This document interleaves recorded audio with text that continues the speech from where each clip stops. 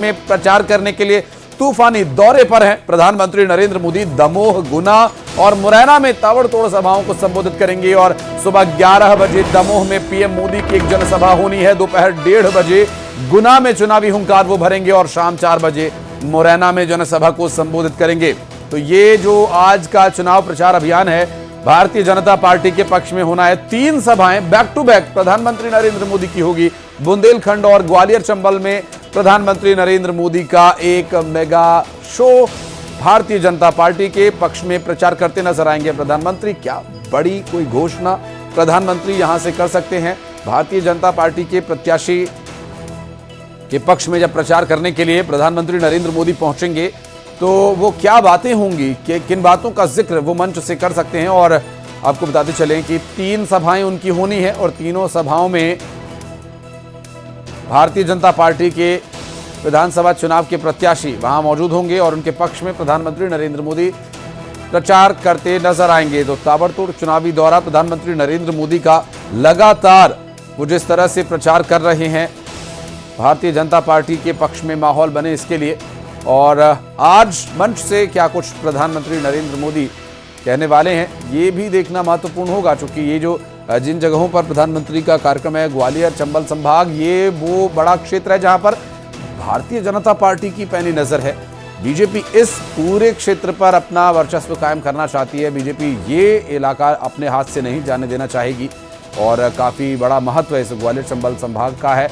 और ग्वालियर चंबल संभाग में पीएम मोदी का ये दौरा भारतीय जनता पार्टी के पक्ष में माहौल बनाने में कितना सफल होता है, ये तो 17 नवंबर को जनता अपना जनादेश देकर ईवीएम में कैद कर देगी और 3 तारीख को इस बात की घोषणा भी हो जाएगी कि आखिर जनता ने किसको सरकार चलाने की अनुमति दी है और कौन विपक्ष में बैठेगा।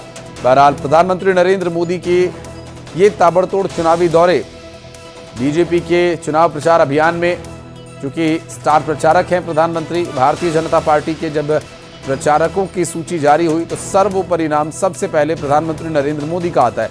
और पीएम मोदी लगातार back to back Madhya Pradesh आ रहे हैं और चुनावी रैलियों को संबोधित कर रहे हैं। प्रधानमंत्री का 11 बजे दमोह में एक सभा, उसके बाद दोपहर 1:30 बजे गुना में चुनावी हुंकार भरेंगे प्रधानमंत्री नरेंद्र मोदी। और इसके अलावा बुंदेलखंड और ग्वालियर चंबल संभाग में पीएम का एक मेगा शो यहाँ पर एक तरह से जो आज मध्य प्रदेश में देखने को मिलेगा। चुनावी वायदों में क्या कुछ प्रधानमंत्री जिक्र करते हैं, केंद्र की सरकार के काम को किस तरह से गिनवाते हैं और जो डबल इंजन शब्द का इस्तेमाल भारतीय जनता पार्टी के सभी नेता करते हैं, वो डबल इंजन को लेकर क्या कुछ वहां पर प्रधानमंत्री कहेंगे, ये भी देखना अहम होगा। लेकिन साथ ही साथ एक उत्सुकता ये भी लोगों में बनी हुई है, क्या कोई बड़ी घोषणा प्रधानमंत्री नरेंद्र मोदी यहाँ इस मंच से, इन तीनों ही मंच से करेंगे, ये भी देखने का विषय होगा। और पीएम मोदी की 3 अलग अलग रैलियां, 3 अलग अलग कार्यक्रम, अलग अलग जगह पर, अलग अलग समय पर, और तीनों ही जगह अच्छी खासी तादाद में लोगों के जुटने की संभावना जताई जा रही है। भारतीय जनता पार्टी के पक्ष में प्रचार करने पहुंचेंगे प्रधानमंत्री नरेंद्र मोदी।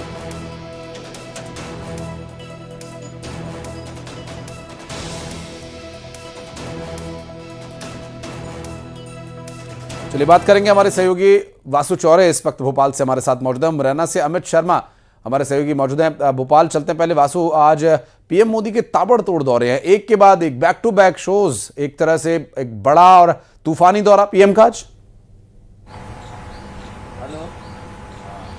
निश्चित तौर पर देखिए, आज पीएम मोदी के मेगा शो मध्य प्रदेश की धरती पर, और खासतौर पर फोकस देखिए आप कहां जा रहे हैं, दमोह जो कि बुंदेलखंड का क्षेत्र है और इसके अलावा ग्वालियर चंबल जो इलाका है मध्य प्रदेश, वहां पर बीजेपी का जो है खास फोकस नजर आ रहा है। और पीएम मोदी का आज इन तीनों ही इलाकों में जो दौरा है वो है दमोह, मुरैना और गुना में पीएम मोदी जनसभाओं को संबोधित करेंगे। 11 बजे दमोह में सबसे पहले पीएम मोदी की सभा होगी, उसके बाद गुना और फिर मुरैना पीएम मोदी पहुंचेंगे और वहां पर बीजेपी की रीति नीति को, केंद्र और राज्य सरकार की फ्लैगशिप योजनाओं को जनता के बीच में रखेंगे और एक बार फिर से जनता से अपील करेंगे कि जैसे डबल इंजन की सरकार लगातार बनाने का काम आपने मध्य प्रदेश में किया है, 2018 के 15 महीने छोड़ दिए जाए तो लगातार लंबे समय से मध्य प्रदेश में बीजेपी की सरकार रही है, एक बार फिर से डबल इंजन की सरकार बनाई है और विकास की गति दीजिए, रफ्तार दीजिए, ये तमाम दावे एक बार फिर से आज पीएम मोदी की ओर से सुनने को मिलेंगे। और इसके अलावा अगर आप देखें विशेष तौर पर इंडी गठबंधन को लेकर पीएम मोदी जिस तरह से अपनी बात रखते हुए आए हैं हैं, विपक्ष पर निशाना साधते हुए आए हैं, चाहे फिर सपा और कांग्रेस के बीच जो मध्य प्रदेश में मतभेद नजर आए उसकी बात करें या फिर अन्य जो बड़े नेताओं की बयानबाजी हुई है, इन तमाम चीजों को लेकर पीएम मोदी ने कहीं ना कहीं कांग्रेस को और विपक्ष को घेरा है और सवाल खड़े किए हैं। तो आज भी जिस मंच से वासु पीएम घेरने वाले हैं उस जगह लिए चलते हैं अपने दर्शकों को। मुरैना में अमित शर्मा हमारे सहयोगी मौजूद हैं। अमित, क्या तैयारियां हैं कार्यक्रम की? कितने लोग यहां लगभग पहुंचने वाले हैं? कौन कौन से चेहरे मंच पर नजर आने वाले, क्या है डिटेल्स? देखिए, बिल्कुल आपको बता दूं कि आज पीएम मोदी का मुरैना दौरा है। इस दौरान तैयारियां पूरी कर ली गई हैं और आपको बता दूं कि ग्वालियर चंबल यानी कि ग्वालियर चंबल ये वही इलाका है 2018 में बीजेपी को मात्र 7 सीटों पर विजय हासिल हुई थी। यही वजह है कि बार बार जो पीएम मोदी हो या फिर अमित शाह हो ग्वालियर चंबल अंचल का दौरा कर रहे हैं। पिछले हफ्ते भी देखा गया था श्योपुर, पोहरी और ग्वालियर में अमित शाह का दौरा था और इस बार देखा गया है कि आज एमपी में 3 जगह पीएम मोदी की सभा है। इसमें मुरैना भी है। 3:45 पर मुरैना आएंगे। इस दौरान 45 मिनट का पूरा कार्यक्रम रखा गया है जिसमें प्रधानमंत्री नरेंद्र मोदी, केंद्रीय उड्डयन मंत्री ज्योतिरादित्य सिंधिया सहित नरेंद्र सिंह तोमर और तमाम स्टेट के मिनिस्टर रहेंगे, सीएम शिवराज सिंह रहेंगे। तो खास बात यह है कि जो तैयारियां हैं पीएम के आगमन को लेकर के वो पूरी कर ली गई हैं। यहां पर हर विधानसभा से यानी कि मुरैना जिले की 6 विधानसभा सीटें हैं। 2018 में 6 की 6 विधानसभा सीटों पर कांग्रेस को विजय हासिल हुई थी। यही वजह है कि पीएम का खास फोकस है चंबल पर है। और आज जिस तरीके से जो तैयारियां की गई है, हर एक विधानसभा के प्रत्याशी को 10,000 लोगों की भीड़ जुटाने के लिए, यानी कि 6 देखिए मेरे पीछे जो आप देख रहे हैं ये विशाल जो पंडाल लगा हुआ है, भव्य मंच बना हुआ है, ये पीएम नरेंद्र मोदी के आगमन को लेकर के पूरी तैयारियां हैं। जहां पर देख रहे हैं अब जिस तरीके से जो अधिकारी कर्मचारी हैं वो भी नजरें बनाए हुए हैं। और जो सुरक्षा की व्यवस्थाओं की बात की जाए तो पूरी तरीके से जो पीएम की सुरक्षा में कहीं चूक ना हो जाए, जिसे लेकर के भी पूरे पुख्ता इंतजाम किए गए हैं। पुलिस और प्रशासन की पुलिस विभाग के 1000 से अधिक सैनिकों को और जो सुरक्षाकर्मी है उनको तैनात किया गया है। तो कहीं ना कहीं कहा जा सकता है कि जो पीएम की सुरक्षा है उसे लेकर के भी एक तरीके से पुख्ता इंतजामात किए गए हैं। जी, लगभग कितने लोगों के यहां पर बैठने की व्यवस्था है अमित, और कौन कौन से चेहरे मंच से दिखाई देंगे? देखिए यहाँ पर 30 से 40 हजार लोगों की बैठने की व्यवस्था की गई है। और जहां तक मंच पर चेहरों की बात की जाए तो केंद्रीय उड्डयन मंत्री ज्योतिरादित्य सिंधिया और केंद्रीय कृषि मंत्री नरेंद्र सिंह तोमर तो रहेंगे ही रहेंगे, लेकिन जो पीएम मुख्य अतिथि के तौर पर यानी कि इस सभा को संबोधित करने के लिए 45 मिनट का जो कार्यक्रम है वो प्रधानमंत्री नरेंद्र मोदी का रहने वाला है।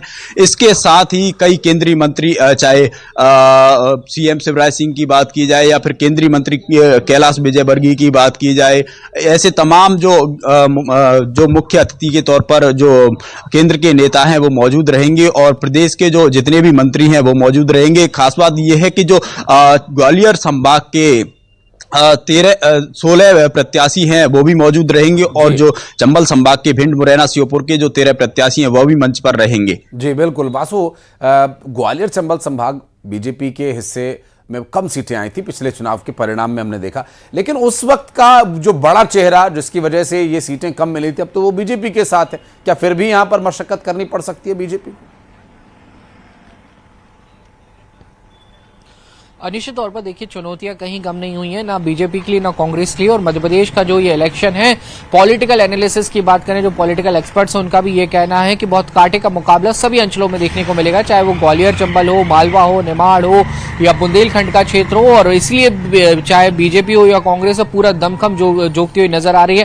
पहले ग्वालियर चंबल इलाके में कांग्रेस के तमाम बड़े नेता समाये कर चुके हैं, प्रियंका गांधी समाये कर चुके हैं और आज पीएम मोदी का वहां पर दौरा। और इसके पहले भी जैसे हमारे सहयोगी अमित बता रहे थे कि तमाम दिग्गज नेता, बड़े नेता वहां पर अपनी सभाओं को संबोधित कर चुके हैं और लगातार बैठकें भी कर रहे हैं, क्षेत्रवार बैठकें भी कर रहे हैं और अपनी रणनीति बनाने की कोशिश कर रहे हैं। ज्योतिरादित्य सिंधिया का आपने जिक्र किया, नो डाउट वो एक ग्वालियर चंबल का बड़ा चेहरा है और कांग्रेस को 2018 के चुनाव में उनके रहते हुए वहां पर लाभ मिला था। लेकिन कांग्रेस लगातार ये दावा कर रही है कि सिंधिया के बीजेपी में जाने से हम और मजबूत हुए हैं, वहां पर कांग्रेस में गुटबाजी खत्म हो गई है, कांग्रेस एकजुट हो गई है और बिल्कुल जो एक फ्रेश कांग्रेस है वो वहां पर तैयार तैयार हो चुकी है और वो वहां पे चुनाव लड़ने का पूरे दमखम के साथ काम करेगी। और अगर आप थोड़ा सा पीछे चले जाए, अगर आप नगरीय निकाय चुनाव की बात करें तो मुरैना और ग्वालियर में जिस तरह से कांग्रेस ने महापौर इलेक्शन में जीत हासिल की, तो उससे भी कहीं ना कहीं कांग्रेस का मोरल बूस्ट हुआ है और कांग्रेस ये दावा कर रही है कि हम लोग ग्वालियर चंबल में ज्यादा से ज्यादा सीटें जीतेंगे। तो वहीं बीजेपी का कहना है कि कांग्रेस का पूरी तरह से सफाया हो जाएगा। बहरहाल ये तो अब थोड़े दिन और इंतजार की बात है, सिर्फ 10 दिन बचे हैं मतदान में और इसके बाद ये तय हो जाएगा कि जनता की कसौटी पर कौन खरा उतरा है, किसने अपनी बात जनता तक ज्यादा बेहतर रूप से पहुंचाई है, जनता ने किस पर भरोसा जताया है।